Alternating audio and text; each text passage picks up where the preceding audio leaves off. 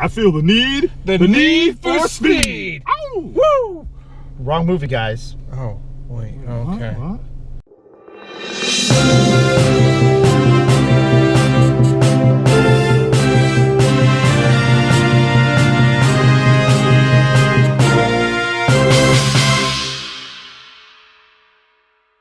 Hey guys, Big Midnight 589 here. We got Mr. Grimm over here and back over here. And we got Mr. Bazinga. From Get Teched. Yeah, Get Tech. You guys get that chick that head on sign to subscribe! I can't afford a hat right now. Today, or tonight, whatever you guys want to call it as, we decided to go see The Fate of the Furious. And to jump into the point we always make every time we do these videos, you got 5 seconds to get out because there are... what is that word I'm looking for? Spoilers! See you later, guys. No. Contort myself. Contort myself and hide. I don't want to hear it. About 5 seconds. So, the movie itself, it almost, I hate saying this, reminds me of a Michael Bay film. There's explosions, there's cars, there's guns, there's a lot of asses. Oh, yeah, it's like that girl, I don't know her name. Oh man, sweet Jesus! The first 15 minutes of that film was full of like hot Latino asses, some white chick's ass, some other girl's ass, and then I'm like, oh baby, my God, when did it turn into a freaking halfway porn movie? Thank God the story was so weak. I wouldn't have lost sight of it.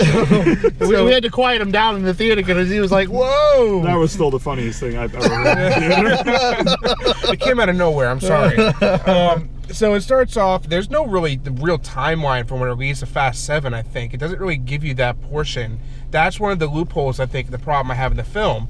Because it doesn't go like, oh, it's 4 or 5 months after from Fast 7. It goes, oh, well, here's Dom and here's da. You know, they were on their honeymoon. Like finally after all these seasons or episodes. It was probably weeks after. That's what they seem like. It seemed like it was immediately after. But coherency is not what this movie was about. I gotta say one thing that throws me off for every Vin Diesel movie I've ever seen. Have you ever noticed that every movie he does, he yells? What about the head tilt? He yells every line. The head tilt and the yelling. Like, I told you! Or like, stop screaming, dude. Well, at some points while watching, I thought I was watching Triple X. Yeah, right. It wasn't like the movie was bad, because the action sequences were great. Everything was great. It was so over the top, it was hilarious. It was just like every time something came up, I was like, plot hole, by the way, I know what's coming. Yeah.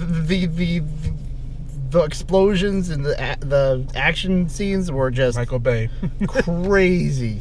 Like, oh yeah, we're going to drive him driving on ice, and I kick a freaking torpedo out of the way. I know. Did you notice at the end when the submarine comes up and they try to block the fire from killing Dom, and they all stop on a dime in a freaking ice field with no ice tires. So anyway, so how's the movie start? The movie starts off, I think it was Moscow or Cuba. Cuba. There we go. Yeah, way off. Yeah, well, you know, we're fine. With the invincible burning car. They're in Cuba, and they're basically on their honeymoon, and Dom is basically trying to, you know, live his life outside at the Fast 7. Yeah. And basically I think his cousin or it was his cousin, or how his cousin, whatever. It got invented cousin. Yeah, gets in trouble, and then they got to do like a street race, and he drives a car that catches on fire and keeps on driving. Yeah, so the car was like this just rundown piece of junk, and the kid got in trouble for something.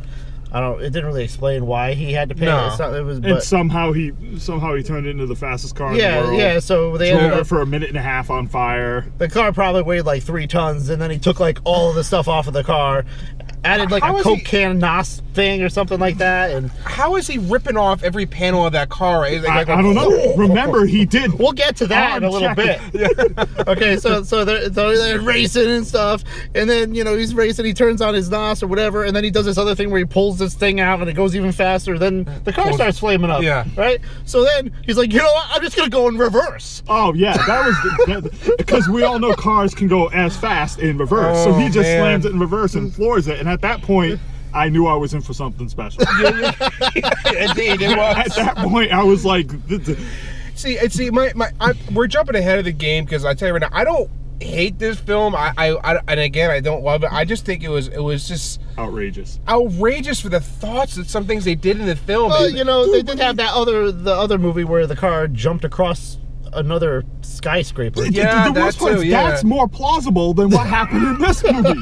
There's a part when they drop cars from a building, and I'm sitting there going, they don't want to kill the prime minister. How the F are they even predicting where these things are going to land? So there's a lot of hacking involved in this movie. We're going to see a lot of that on his channel. Yeah, there's a lot of random hacking. But like, how do they know the cars are not going to land on? Oh, perfect, we contained him. How did you know it wouldn't kill him? First of all, there are not that many self-driving cars. No.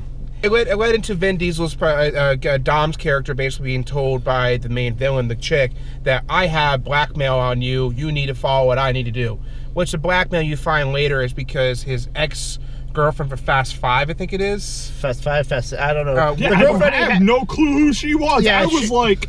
She was she was in the FBI or whatever. Yeah. And she ended up dating when he thought he lost Letty. So they had a kid, basically. That he didn't know about it. Yeah, so that was the whole plot point, the whole film, is that they held the kid on ransom, basically. I thought it was probably going to be Brian. Like, maybe I thought she was going to be like, oh, we have Brian captive. That's what I was going to say. Like, not him, but I just thought like they were going to say, we're watching him and we can take him out at any time. That would be perfect, the perfect setup for him to kill off Brian's character, because in some sense he can't return unless they use Paul Walker's brother. Yeah. Also, I want to point out real quick, she was really good as a villain. Charlize Theron was excellent as a villain. I was like, at some points, I was like, dude, real sexy. But then at other points, I was like, dude, real creepy. The thing, she looked like she was gonna cry. She was gonna go half the time. Intense. She was dark though. I think that's what I like about it. The darkest point of the film was when she killed Dom's ex-girlfriend right in front of him. It wasn't like, oh, well, I'm gonna prove to you need to follow what I need to do. No, she goes, boom. Also, I'm like, what?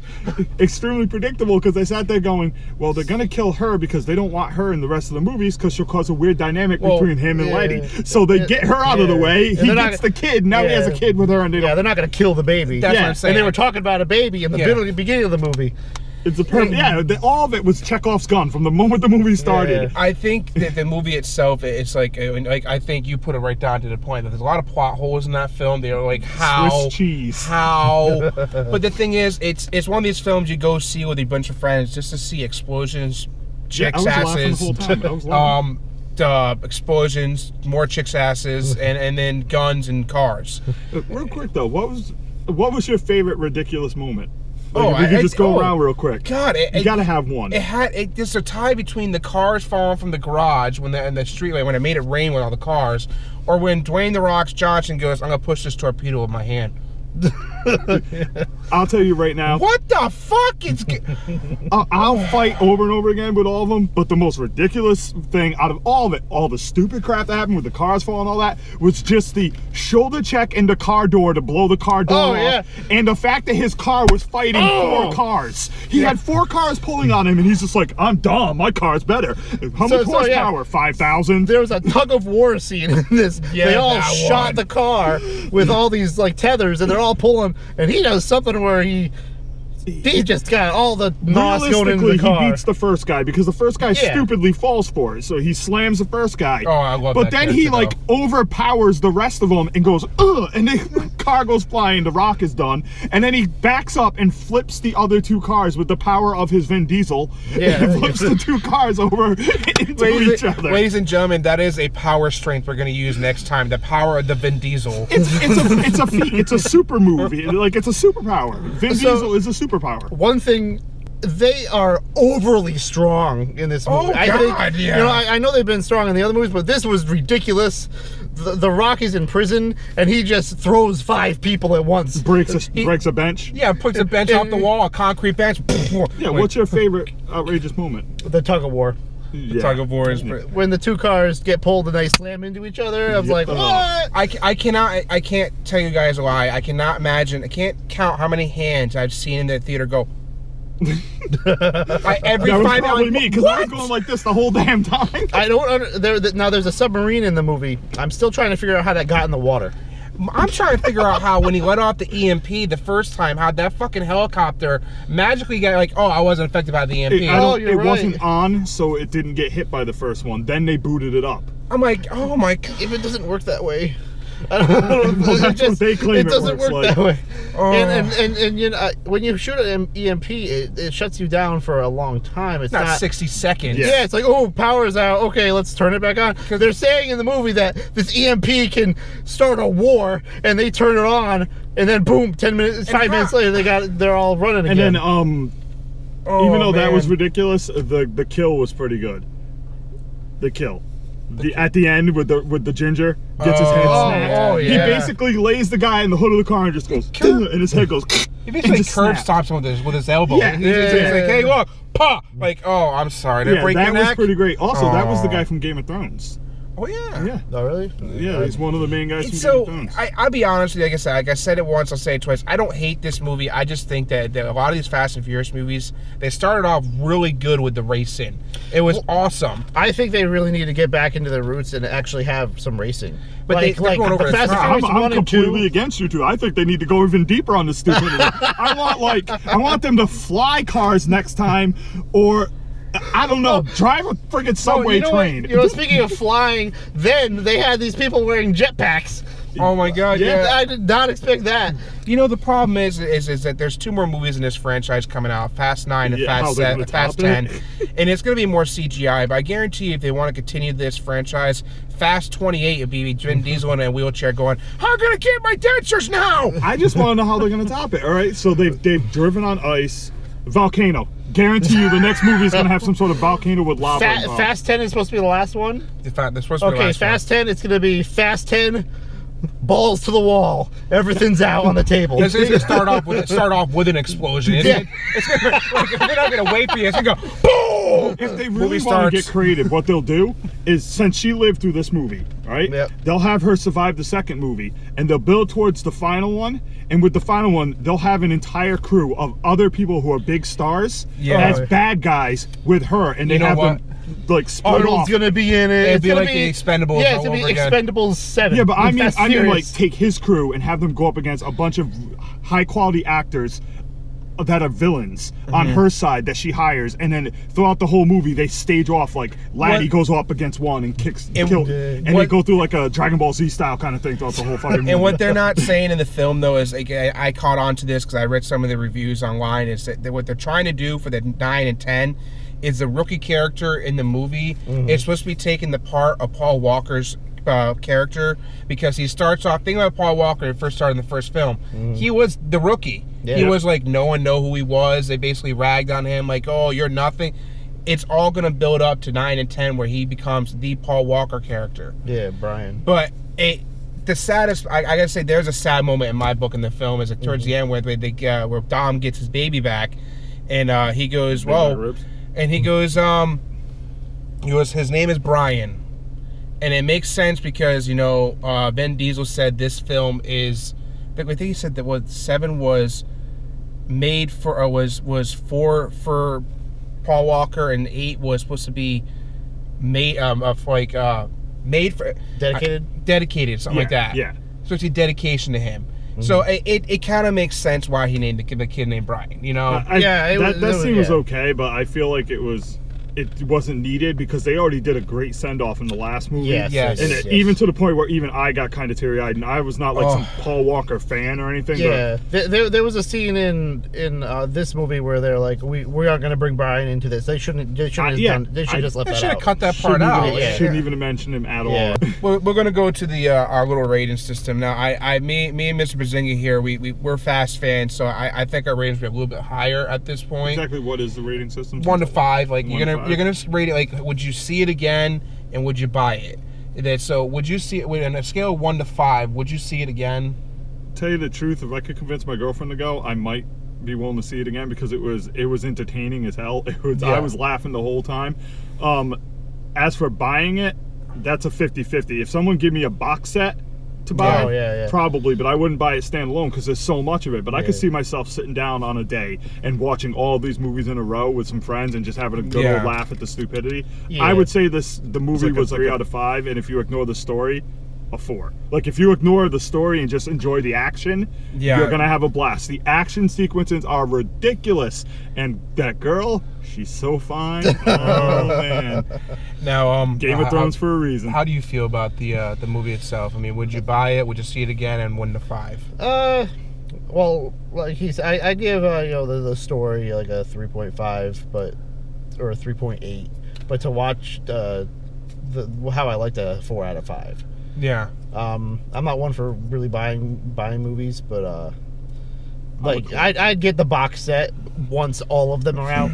See, for me, maybe it's because my scale, I'm lower down. I wouldn't even give it a 3. To me, honestly, I don't think this is one of the best out of the franchise. Oh no! I think 7 and 5 are the best ones out of the series. 5 is probably the best. That's when they just introduced Dwayne "The Rock" Johnson in it, and he did such an excellent role in that first part. 7 was awesome because of the introduction for the Paul Walker memorial portion, which is great for me. I would say this movie, honestly, it's 2 out of 5. I really don't think they really hit it on the nail. I think the action sequences made me more entertained than them talking and them doing their thing. Well, see, the thing is, what pushed me over to was Charlize Theron. Like, she did really good as the villain, and I would be I would be with you on the 2 if her scene, she didn't eat up her scenes. When she was on scene, I was like, this girl is threatening and tough. She does have a good role. I give her that. But the thing is, like, he's like overall, I thought it was fun though. I had a blast watching it. I would say if you want to watch the action for the explosions and cars and the gunfight and the asses, definitely watch this movie. Just watch it to have fun. You did that in reverse. It's the asses, the gunfights. I'm just saying, the first 15 minutes was nothing but that. And yet, the entire time I sat there thinking, I wonder if she's still in this movie. So, definitely, guys, subscribe to Get Tech over here. We do a lot of podcast shows every Wednesdays. We do Game Smash, and a lot of other future projects coming in pretty soon. Oh, yeah. Yep.